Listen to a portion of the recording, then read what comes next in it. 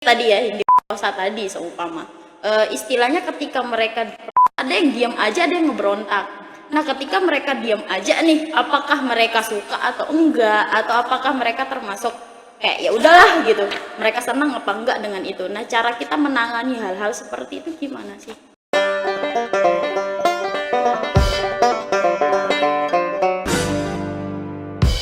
Assalamualaikum warahmatullahi wabarakatuh. Balik lagi bareng aku Pia Kamalia Kartika, dan sekarang kita sudah bersama dengan narasumber kita. Tentu teman-teman mungkin penasaran nih siapa narasumber kita.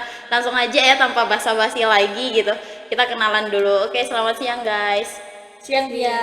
Yang satu ini kayaknya udah bener-bener udah nggak asing lagi ya di kaum podcast, apalagi di beberapa platform sosial media kayaknya udah nggak asing lagi. Jadi nggak perlu kayaknya kita kenalan, apa perlu? Iya, nggak usah lah. Baper ya. Kita kenalan dulu nih sama mbaknya, siapa namanya? Halo semuanya, perkenalkan saya Berlian Wahyu Rizaldi. Saya merupakan mahasiswa Fakultas Hukum Universitas Muhammadiyah Mataram. Cakep. Masih mahasiswa berarti. Semester berapa sekarang? Semester 6. Oke, semester 6. Kalau yang di samping silahkan. Saya mendampingi saja. Siapa namanya? Halo, saya Ibu Lia. Saya dosennya dari mereka-mereka ini. Gitu aja. Udah? Dah. Oke, ngomongin soal kedatangannya nih ya dari Ibu sama Berlian ya tadi. Gimana kita mau bahas mengenai PPKS. Apa sih PPKS gitu. Jadi mungkin siapa duluan nih yang mau ngejelasin dikit, mungkin biar teman-teman yang nonton juga pada tahu nih. Mungkin dari Berlian sendiri. Oke, baik. Halo semuanya, perkenalkan Berlian dan juga Ibu Lia ini merupakan Satgas PPKS, dimana mungkin masih banyak yang belum tahu nih apa sih itu Satgas PPKS. Jadi Satgas PPKS ini adalah satuan tugas penanganan dan juga pencegahan kekerasan seksual di lingkungan perguruan tinggi. Nah, kebetulan Berlian dan juga Ibu Lia ini merupakan bagian dari satuan tugas pencegahan dan juga penanganan kekerasan seksual di Universitas Muhammadiyah Mataram tepatnya. Oke, jadi yang menangani kasus-kasus buat dari mahasiswa, tenaga pendidik dan semacamnya yang di lingkungan Universitas Muhammadiyah khususnya, berarti yang nangani nih orang-orang ini nih. Jadi hati-hati. Oh, pencegahan. Iya. Jadi kita lebih pencegahan dulu. Ya, kita nggak berharap itu terjadi. Kan? Jangan sampai terjadi malah. Tapi makanya kita melakukan pencegahan. Pencegahannya mungkin nanti ya dalam berbagai macam bentuk. Itu salah satu tugas kami nanti. Sebelum berlanjut gimana nanti realitanya di lapangan ya terkait PPKS sendiri, kira-kira kekerasan itu apa sih gitu. Mungkin teman-teman banyak yang bingung nih, kadang nggak bisa bedain, ternyata dia termasuk udah ngedapetin jadi korban pelecehan seksual tapi nyangkanya itu cuma bercandaan atau gimana gitu. Mungkin bisa dijelasin sedikit nggak sih kekerasan itu dalam garis bawahnya gimana? Intinya gini, Pia suka nggak dikerasin? Enggak lah. Oke, itu adalah kunci dasar ya. Berarti kita nggak suka. Terus kalau Pia dikerasin nyaman nggak? Enggak. Oke, berarti kunci kedua adalah tidak nyaman. Tidak nyaman. Jadi sebenarnya itu aja. Kita diajak bercanda orang, kemarin pakai baju itu seksi banget gitu. Bagus ya fotonya kemarin, kamu kelihatan bahenol. Lucu bagi beberapa orang, tapi yang diajak bercanda ngerasa lucu nggak? Ngerasa nyaman nggak? Kalau dia nggak ngerasa nyaman dan mungkin apa sih kayak gitu kan, itu bisa digolongkan dalam masuk kekerasan seksual. Itu salah satu contohnya. Berarti intinya adalah dimana seorang korban ini merasa tidak suka dan tidak nyaman, itu sudah bisa dikategorikan sebagai Kekerasan seksual itu tadi. Kadang di jalan cuman sweet, ya catcalling lah ya. Padahal dia bilang, ngapain sih orang kita cuman have fun aja kok, canda-candain doang. Dan yang diajak bercanda ketawa nggak? Yang diajak bercanda seneng nggak? Oke, secara garis besar adalah ketidaknyamanan yang diterima dari respon dari orang lain. Nah, kemudian gimana cara kita istilahnya kayak si korban atau yang ngerasa jadi objek dari kejadian tersebut nih nggak nyaman? Gimana cara kita ngasih tahu bahwa ketidaknyamanan dari diri kita selaku korban itu untuk pelakunya misalkan, itu seperti apa sih? Ya coba Berlian. Mungkin dari Berlian. Mungkin kalau dari Berlian sendiri ya, nah efek-efek yang didapat dampak dari kekerasan seksual ini sendiri banyak banget. Nah kan kita juga tahu nih bahwa kekerasan seksual itu nggak hanya berkaitan dengan fisik, tetapi juga verbal, non fisik, fisik dan juga kekerasan melalui media informasi. Nah seringkali yang nggak bisa kita dibuktikan begitu, di mana kekerasan seksual ini berdampak pada korban. Yang pertama itu adalah immobility, di mana itu tuh korban mengalami kelumpuhan sementara. Nah hal ini nih agak sulit juga dibuktikan, di mana korban ini dia nggak berani gitu untuk melawan, di mana dia tuh mengalami kayak nggak berani ngapa-ngapain, gitu ya? takut, gelisah, dan juga nggak berani menyerang ataupun lari dari kekerasan yang dia hadapi. Terus yang kedua ada yang namanya victim blaming. Nah ini yang sering banget nih terjadi, di mana kita juga tahu bahwa sekarang ini lagi viral banget nih kasusnya Fuji. Nah iya, kasusnya Fuji ini sering kali kalau baca komentarnya kayak sedih gitu ya. Kenapa malah korban yang disalahkan? Di mana victim blaming ini nih nggak bisa juga kita hindari, karena sering kali korban itu menjadi korban secara berulang, di mana korban ini dia terus menyalahkan dirinya sendiri, terus orang-orang ataupun masyarakatnya ini juga menyalahkan korban atas kekerasan yang dia dapatkan. Nah hal-hal seperti itulah yang terkadang membuat korban itu juga sulit dibuktikan bahwa dia mendapatkan kekerasan seksual atau tidak. Terus juga kadang ada yang namanya tuduhan palsu. Nah seringkali korban ini juga malah menjadi pelaku, karena seringkali dicap sebagai pencemaran nama baik.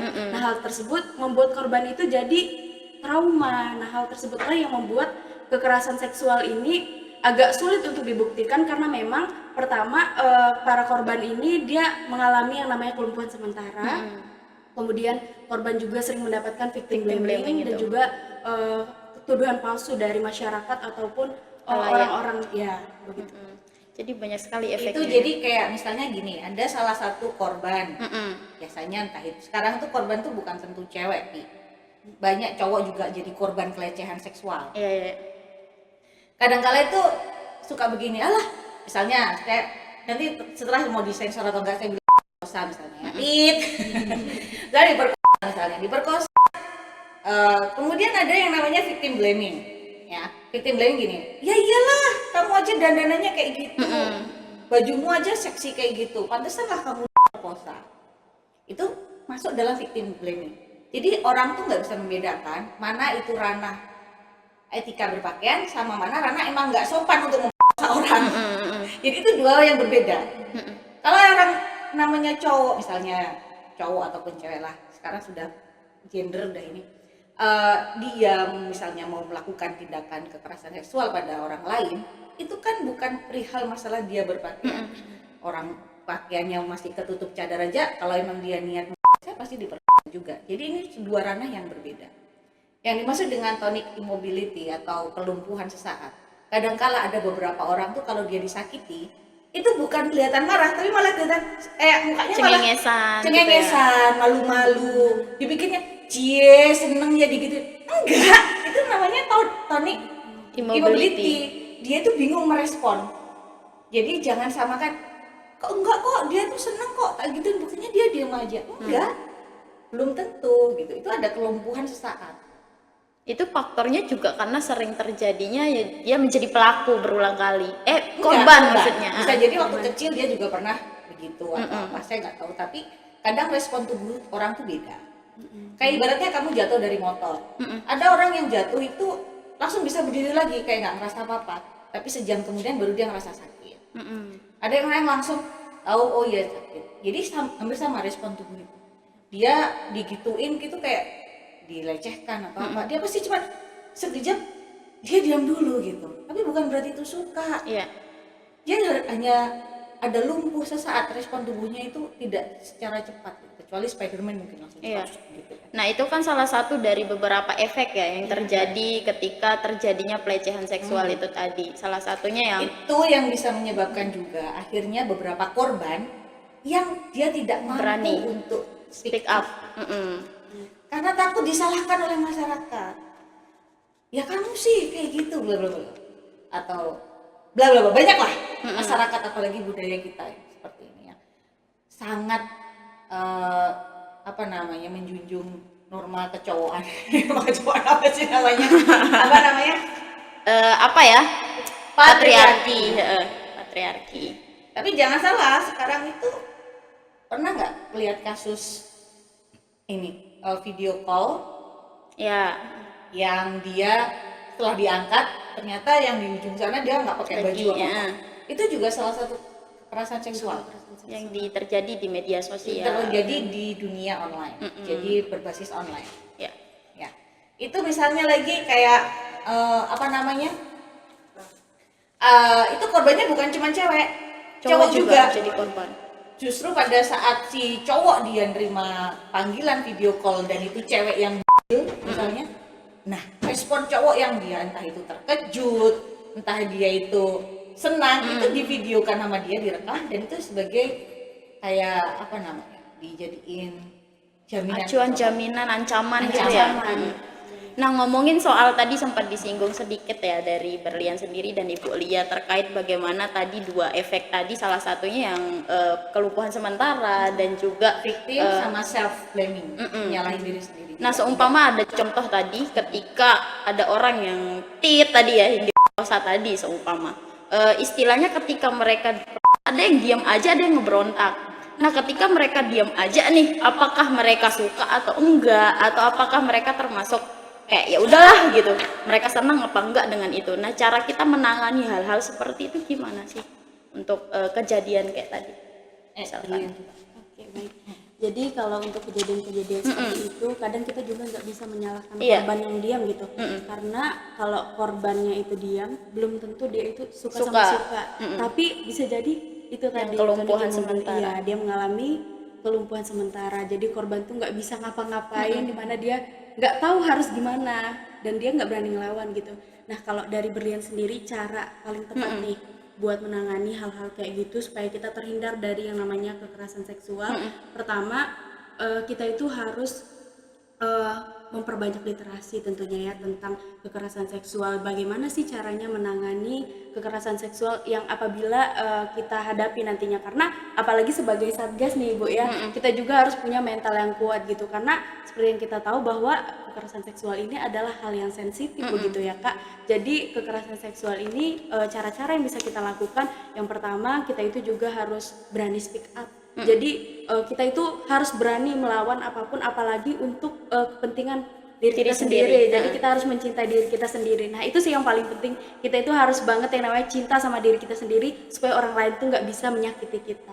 Dan bisa menghormatin. Iya, Misalkan salah satunya kejadian-kejadian kecil kayak yang banyak sekali orang pikir itu cuman hal sepele, padahal kita juga sendiri nggak nyaman. Salah satunya catcalling. Misalkan gimana cara kita biar kayak lebih berani nih, apaan sih gitu. Misalkan bapak-bapak nih kita lewat, namanya bapak-bapak ya orang tua, kita nggak berani. Tapi ada aja gitu bapak-bapak yang nggak sopan gitu, catcalling kayak melalui WhatsApp juga sering. Iya. Nah, itu kiranya kita ngelawannya gimana? Misalkan kayak ya udah namanya orang itu ada, biarin aja gitu. Kita lewat 2 kali 3 kali terjadi lagi aja. Nah, gimana itu caranya? Sebenarnya salah satu respon. Salah satu respon dari korban. Nah, harusnya gimana ya tadi pakai kita harus teriakin apaan sih gitu. Tapi kita harus komunikasi yang berani baik. Oke. Dan juga tugas kita sebagai satgas itu tidak memaksa korban untuk berterus terang secara langsung. Kita tidak boleh memaksa mereka, ayo cerita gitu, nggak boleh. Jadi kalau kita cuman memberikan ruang bagi mereka untuk mau membicarakannya, dan kemudian memberikan bantuan seperti apa yang mereka butuhkan. Jadi kalau misalnya gimana, mau dilaporin nggak korbannya, pelakunya? Kalau dia bilang nggak usah Bu, saya takut, mungkin ya tanda kutip, semoga tidak terjadi salah satu dosen atau apa yang seperti terjadi belakangan ini yang melakukan kekerasan seksual pada mahasiswanya mungkin dan sebagainya. Kemudian kalau si korban sampai melaporkan si pelaku, akhirnya dia jadi nggak lulus atau apa, ya kita sebagai satgas nggak bisa maksa untuk kemudian melaporkan si pelaku tersebut gitu. Sampai pada akhirnya si korban itu yang dengan kerelaan dan pikiran terbuka, baik Bu, saya siap, apapun konsekuensinya silahkan dilaporkan atau silahkan ditindaklanjuti, baru kita akan lanjut. Tapi kalau misalnya dia nggak usah deh Bu, Takut mungkin lah. mungkin saya butuh bantuan yang lain. Oke, bantuan lain seperti apa? Pendampingan oleh psikolog boleh. Jadi kita cuman ke sana. Tugas kita itu cuma Sebagai jembatan ya. memberikan ruang, tidak memaksa apapun. Gitu. Tidak tak laporin ya, tak laporin enggak. Nah, kiranya dalam PPKS sendiri ya, kegiatan untuk misalkan sosialisasi terkait pencegahan dan penanganan kekerasan seksual untuk khususnya karena ini di lingkungan Universitas Muhammadiyah ya. Jadi gimana kira-kira dari Satgas sendiri untuk merealisasikan untuk sosialisasi terkait pencegahan untuk entah itu tenaga pendidik, pelayanan dan mahasiswa gimana tuh kira-kira? Dalam kurun waktu yang istilahnya sebulan, 2 bulan, 3 bulan ke depan lah gitu. Kiranya apa yang akan dilakukan nih gitu. Mungkin dari Berlian atau Ya, siapa Berlian nih? aja. Oke baik, jadi Satgas PPKS nantinya akan melaksanakan sosialisasi dan juga memberikan edukasi nih tentunya kepada mahasiswa-mahasiswa Unpad, di mana sosialisasi yang akan dilaksanakan oleh Satgas PPKS nantinya itu akan dilaksanakan per fakultas agar nantinya dosen, tenaga pendidik, dosen, kemudian juga tenaga pendidik, mahasiswa itu bisa terjangkau semua. Karena kalau dilaksanakan dalam lingkup besar itu akan agak sulit ya menjangkau mahasiswa-mahasiswa untuk datang. Karena kalau per fakultas mungkin dari adanya sosialisasi yang dilaksanakan oleh Satgas PPKS yang akan dilaksanakan per fakultas nantinya itu akan menarik para mahasiswa untuk berani speak up gitu. Apa sih yang mereka rasakan? Jadi teman-teman untuk Satgas PPKS ini sendiri nggak hanya berkaitan dengan masalah kekerasan seksual aja ya Bu, tapi kalau teman-teman mengalami kekerasan lainnya di lingkup perguruan tinggi itu juga bisa banget untuk cerita ke Satgas PPKS yang ada di Universitas Muhammadiyah Mataram. Jadi nantinya juga sebentar lagi kita akan melaksanakan PKKMB nih Kak ya. Oh, Jadi iya. Satgas PPKS nantinya juga akan melaksanakan sosialisasi yang tentunya akan memberikan edukasi untuk mahasiswa-mahasiswa di lingkungan Universitas Muhammadiyah Mataram. Oke, jadi Nanti akan ada ruangnya, ya masih di ini ya, masih masih dalam diproses. progres. Nanti akan ada satu ruangan bagi PPKS yang silahkan seluruh mahasiswa, seluruh tenaga pendidik, seluruh dosen, seluruh karyawan yang dia memiliki mengalami hal-hal yang berbau kekerasan dan juga kekerasan seksual, silahkan untuk mampir untuk berbagi cerita. Dan mungkin kalau kita bisa membantu dengan memberikan support seperti apa yang dibutuhkan oleh mereka masing-masing, ya kita siap bantu. dan tentu ini bakal terjaga ya untuk ketika Iya, si tentu. korban untuk speak Kredensialnya up. pasti terjadi, pasti terjadi. Jadi udah aman lah ya. Yakin aman nih? Aman lah. Aman lah. Oke, dalam jangka waktu yang kurang lebih sebentar lagi ya, Sebentar karena lagi, bulan sebentar lagi. Agustus kalau nggak salah PKKMB di Universitas Muhammadiyah. Kiranya mungkin bisa cerita dikit nih, mungkin dari Berlian sendiri atau Ibu Lia pernah nggak ngalamin terjadinya kekerasan, entah itu baik verbal, non verbal atau gimana, dan caranya sebelum Ibu misalkan ikut PPKS ini, cara Ibu menanganinya seperti apa? Mungkin Berlian. bisa dicontoh nanti buat teman-teman yang nonton nih, mungkin dari Berlian dulu deh. Kalau dari Berlian sendiri sebenarnya pernah sih mengalami yang Iya. namanya kekerasan seksual, tapi ini non fisik ya, karena Berlian seringkali mendapatkan catcalling gitu. Kadang orang mungkin nganggap bercanda gitu, kayak ngatain oh gini gede banget gitu kan, tapi karena Berlian itu tipe orangnya kayak ya udah biarin aja, nggak Bodo asal amat ya gitu bodo ya. amat, tapi nggak semua orang bisa punya mental kayak Berlian yang kayak ya udah biarin aja, nggak semua, ada juga yang kepikiran gitu-gitu, dimana itu juga berdampak ke Sosial mereka ya. psikologi kita sih sebenarnya, karena kalau kita sering dapat catcalling itu kayak kita takut, terus kita insecure. Jadi hal-hal seperti ini kalau Berlian merasakan di catcalling gitu sama orang, Berlian pastinya pertama Berlian memperkuat benteng diri Berlian sendiri dulu. Jadi Berlian nggak mau Berlian disakitin, jadi ya udah biarin aja lah. Kadang kalau udah parah banget baru membangun komunikasi gitu dengan pelaku. Kenapa sih kayak gitu? Emang ada masalah atau apa gitu? Jadi kalau dari Berlian sendiri itu biasanya Berlian itu memperkuat diri Berlian sendiri. Terus Berlian juga nggak boleh banget nih yang namanya insecure karena mendapatkan catcalling seperti itu. Terus juga pesan Berlian nih buat calon-calon mahasiswa baru nantinya, yang pertama kita itu harus banget nih, apalagi kalau mau pergi ke luar daerah untuk berkuliah gitu misalnya, kita harus memahami budaya-budaya yang ada di tempat itu. Jadi seandainya kalau kita nanti udah tiba di tempat kita berkuliah itu, kita udah paham bagaimana karakter dan juga budaya orang-orang di sana. Karena sebelumnya Berlian juga sempat mengikuti FGD bersama teman-teman Satgas PPKS, di mana di situ ada 10 universitas se-Indonesia yang diundang di Jakarta waktu itu, dan di situ FGD tersebut banyak sekali menjelaskan di mana anak-anak yang misalnya datang dari pelosok ke kota begitu, itu agak kaget dengan budaya-budaya yang ada ya, culture shock yang ada di luar daerah gitu. Jadi sebelum kita mau kuliah ke luar daerah, kita tentunya harus memahami dulu bagaimana budaya dan juga karakter orang-orang di sana. Kan sekarang udah ada yang namanya internet, jadi kita harus mengenal dulu melalui internet. Jadi seandainya kalau kita misalnya di Lombok nih, kan budaya orang kayak gini tuh kayak gini, terus karakter orangnya mungkin cenderung begini, nah kita harus paham nih gini. Terus ada kan kalau di Lombok kayak nggak boleh pulang malam gitu-gitu. Nah kita harus memahami itu agar nanti ketika kita memasuki perguruan tinggi, kita itu tidak terhindar begitu dari yang namanya kekerasan seksual sendiri, karena kita udah paham bagaimana sih karakter orangnya dan bagaimana sih budayanya. Oke, wow. Jadi edukasi juga ya, sosialisasi dan edukasi juga sedikit sebelum nanti terjun ke lapangan nih, gimana nanti kendala-kendala yang dihadapi nanti ketika bersama para mahasiswa dan seluas-luasnya lah ya. Mungkin dari Ibu Lia sendiri, apa nih yang mau disampaikan nih untuk kita khususnya karena yang namanya kekerasan ya sekarang udah nggak mandang gender ya, jadi udah nggak ada pesan buat cewek aja nih, mungkin dari kita semua nih gimana?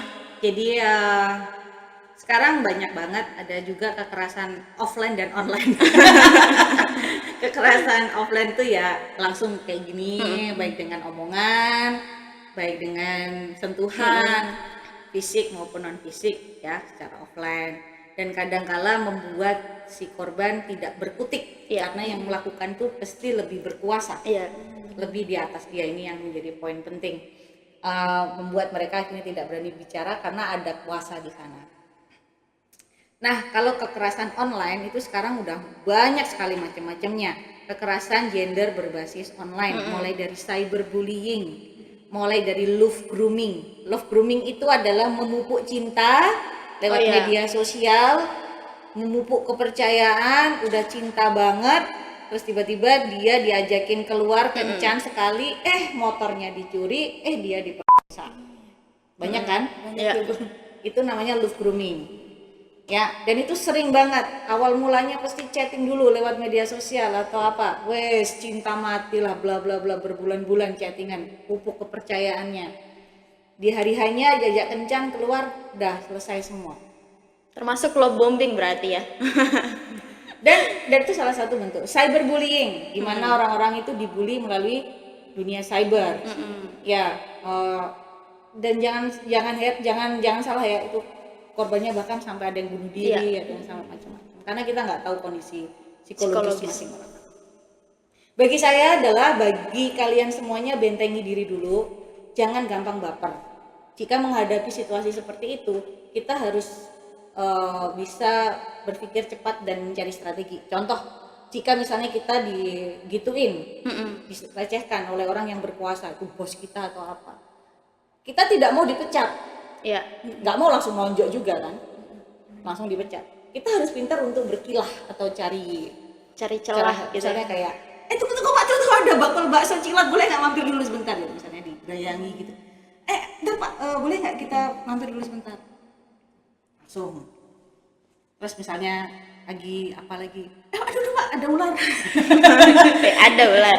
Setelah itu larikan diri lah, pergilah. Jangan dekat-dekat lagi. Cari alasan apa? Ya, bentengi diri, kemudian lebih cerdas lah. Dan berpikir secara logis. Kalau misalnya lewat chat, ini siapa sih cowok gitu? Kenapa dia tiba-tiba cinta sama aku? Pelajari betul gitu, lebih logis lah. Itu cara kita membentengi diri dulu sebelum menjadi korban. Pencegahan dulu. Lah kalau sudah menjadi korban, apa yang dilakukan? Dekatilah satu orang yang paling kamu percaya dan keluarkan itu semua. Dan jangan sungkan meminta bantuan. Siapapun orang yang kamu benar-benar percaya itu pasti akan bantu kamu. Gitu. Jadi jangan sungkan untuk berbicara dan meminta bantuan. Karena ada beberapa orang yang justru memendam aja, justru malah menggerogoti dirinya sendiri. Bom waktu gitu ya. Tapi ada juga beberapa orang yang malah justru menjadi motivasi dia untuk jadi lebih baik. Macam-macam. Ada orang yang dia kemudian menjadi korban, tapi pada akhirnya dia malah jadi pelaku. Iya. Itu banyak. Dia dulu korban, tapi akhirnya jadi pelaku. Karena apa? Karena nggak tuntas. Jadinya dendam gitu ya. Dan dia nggak merasa itu. Itu adalah siklus. Makanya nggak apa-apa untuk berbicara, ngobrol ya, dengan siapa orang yang benar-benar bisa dipercaya. Jangan sampai menjadi pelaku dan korban jadi pelaku dan semuanya kayak gitu ya. Jadi gitulah salah satunya ya. Dan misalnya Anda sudah mengalami hal itu semua dan itu Anda sudah melalui hal yang terburuk ya, bahkan terburuk. Sekarang pertanyaannya dua, apakah Anda mau terus-menerus terpuruk, pilihan ya, atau Anda ingin menunjukkan pada orang yang menyakiti Anda bahwa Anda seseorang yang bisa bangkit atau lebih hebat lagi. Jadi pilihannya dua. Nah, itu tinggal lanjutin hidup lagi. Ada salah satu di NTB, dia yang pendiri salah satu wadah untuk perempuan bercerita tentang banyak kekerasan. Justru dia menjadi Korban. Dia dulunya korban, terus dia sekarang bahkan menjadi seorang founder dari wadah itu semua. Berarti dia bisa menjadikan kelemahan dia dulu menjadi kekuatan dia sekarang. Nah, itu baru pilihan manusia yang keren. Oke. Ada lagi nggak yang mau disampaikan? Udah. Ini sedikit launching statement aja ya, buat teman-teman yang mungkin belum tahu PPKS di Umat udah ada, dan mungkin nanti akan ada sosialisasi lebih gencar lagi di tingkat universitas khususnya. Mungkin setelah ini apalagi nih yang mau disampaikan, kesan-pesan ada atau apa? sosialisasi yang tunggu aja. Mungkin ya banyak butuh bantuan lah nanti beberapa teman-teman ya untuk bisa, sebenarnya semua orang saling menjaga di kampus ini, harus saling menjaga satu sama lain, semua menjadi CCTV. Menjadi saling menjaga, jadi CCTV siapa dan siapa, tidak pandang bulu, entah itu karyawan, staf, dosen, mahasiswa, pokoknya semuanya saling jaga satu sama lain. Iya, jadi Satgas itu nggak cuma mahasiswa aja Bu ya, tapi juga ada dosen, terus ada karyawan. Jadi nanti kalau mungkin sungkan sama dosen, bisa ngomong sama Satgas yang dari mahasiswa, begitupun seterusnya. Oke, terima kasih Ibu Berlian atas waktunya. Mungkin ini sosialisasi dan edukasi yang sangat-sangat penting untuk kita semua. Mungkin ada salah-salah kata atau sengaja ya, baik sengaja atau tidak disengaja, mohon sekiranya dimaafkan. Semoga bermanfaat untuk kita semua. Mungkin di next lain kali setelah kegiatan kita bakal runding-runding lagi nih. Oke, guys, terima kasih untuk yang udah nonton kegiatan PIA sampai akhir, dari awal sampai akhir. Terima kasih banyak. Oke, thank you for watching. See you next video. Assalamualaikum warahmatullahi wabarakatuh. Waalaikumsalam warahmatullahi wabarakatuh.